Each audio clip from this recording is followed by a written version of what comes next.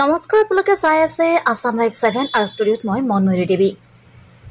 শিৱসাগৰ জয়সাগৰত দিনক দিনে বৃদ্ধি পাইছে কৃত্ৰিম বানৰ সমস্যা। কৃত্ৰিম বানৰ ফলত বহু পৰিয়ালে বাৰুকৈ ক্ষতিগ্ৰস্ত হোৱাৰ উপৰিও চিপাহী গাঁৱৰ মূল পথ আৰু নাজিৰা সংযোগী বৰলি বিধ্বস্ত হৈ পৰিছে। যদিও নীৰৱ দৰ্শক প্ৰশাসন, লোক নিৰ্মাণ বিভাগ, গাঁও পঞ্চায়তৰ প্ৰতিনিধি। ইয়াৰ পৰিপ্ৰেক্ষিতত আহোম সেনা আৰু আটাছুৰ শিৱসাগৰ জিলা সমিতিয়ে যৌথভাৱে পথ অৱৰোধ কৰি তীব্ৰ প্ৰতিবাদ সাব্যস্ত কৰে। আটাছু আহোম সেনাৰ বিষয়ববীয়াসকলে কৃত্ৰিম বানপানীৰ সমস্যা সমাধান কৰক, লোক নিৰ্মাণ বিভাগ হাই হাই আদি শ্লোগান দি পৰিৱেশ উত্তাল কৰি তোলে। চৰাইদেউৰ পৰা ফাৰহান লস্কৰ ৰিপৰ্ট, আসাম লাইভ 7।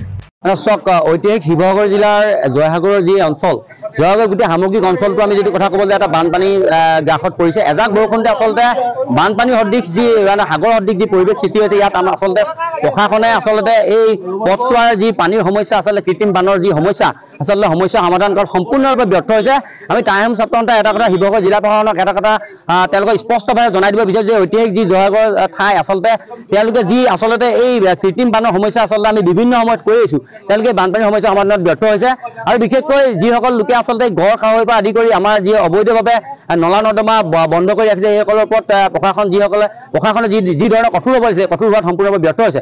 আমি অনুৰোধ জনাওঁ যে সেইসকল লোককে সংবাদ মাধ্যমৰ জৰিয়তে যিসকল লোকে আচলতে ড্ৰেইনৰ ছিষ্টেম নৰখে ঘৰ নিৰ্মাণ কৰিছে, যিসকল লোকে ঐতিহাসিক গড়সমূহ পুতি ৰাখিছে, তেওঁলোকক আমি ইয়াৰ পৰা হকেনি প্ৰদান কৰিছোঁ। অনতিপলমে সেই পথসমূহ যাতে, এই নলাসমূহ তেওঁলোকে যাতে মুকলি কৰি দিয়ে আৰু জিলা প্ৰশাসনক অনুৰোধ জনাইছোঁ। অনতিপলমে যদি এই ব্যস্ততাপূৰ্ণ জয়সাগৰ অঞ্চলৰ যদি পানী যি কৃত্ৰিম বানৰ সমস্যা যদি সমাধান নকৰে, নিশ্চয়কৈ টাইম ছাত্ৰ আৰু স্থানীয় যিবোৰ দল সংগঠন আৰু স্থানীয় যি ৰাইজৰ সহযোগত আমি প্ৰতিদিনে আচলতে পথ অৱৰোধৰ কাৰ্যসূচী আমি হাতত তুলিবলৈ বাধ্য হ'ম। ইয়াৰ কাৰণে যদি পৰৱৰ্তী সময়ত কিবা অনাকাংক্ষিত পৰিৱেশ পৰিস্থিতি সৃষ্টি হ'বলগীয়া হয়, তাৰ কাৰণে কিন্তু কোনো কাৰণে আমি জগৰীয়া নহয়, সেইটো কথা আমি প্ৰশাসনে স্পষ্ট ভাষাৰে জনাই দিছোঁ।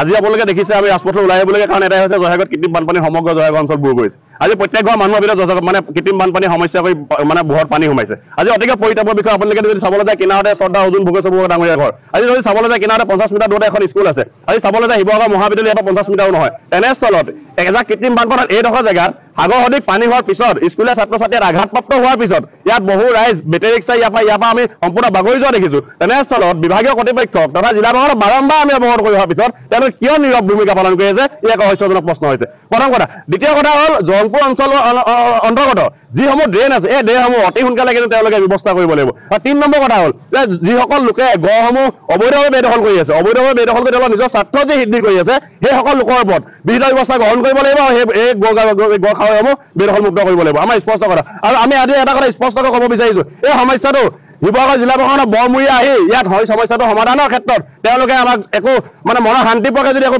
উত্তৰ নিদিয়ে, তেনেহ'লে আমি কিন্তু এই কাৰ্যসূচী আমি বৰ্তমান সময়ত আমি ৰাখি যাম। আৰু কিমান সময়লৈকে ৰাখিম নাজানো, কিন্তু আমি ইয়াৰ বাবে যিকোনো অনাকাংক্ষিত যদি পৰিৱেশ হ'বলৈ হয়, তাৰ বাবে আমি কোনো জগৰীয়া নহ'ম। কাৰণ জিলা প্ৰশাসনক যোৱা এসপ্তাহৰ আগত আমি জনাইছিলোঁ এই সমস্যাটোৰ বিষয়ে, তেওঁলোকে একো উত্তৰ নিদিলে। গতিকে আজি আমি জিলা প্ৰশাসনৰ উত্তৰ নোপোৱালৈকে কিন্তু আমি ইয়াৰ পৰা নোলাওঁ।